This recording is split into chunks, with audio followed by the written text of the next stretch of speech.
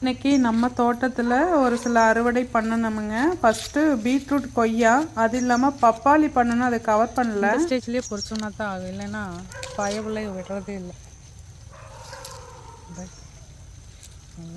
Wash பண்ணணும் எப்படினாலும்.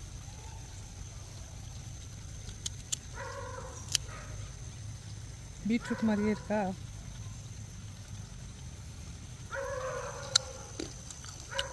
சூப்பராக இருக்குது. டேஸ்ட்டு கொஞ்சம் நல்லாவே இருக்குது நார்மல் கொய்யா விட. இதில் நிறைய நியூட்ரிஷனல் வேல்யூ இருக்கும் போல் இருக்குங்க. பீட்ரூட் கொய்யா சூப்பராக இருக்குது.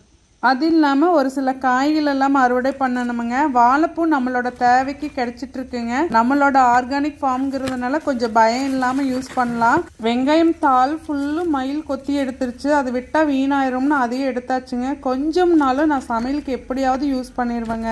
தேங்க்யூ.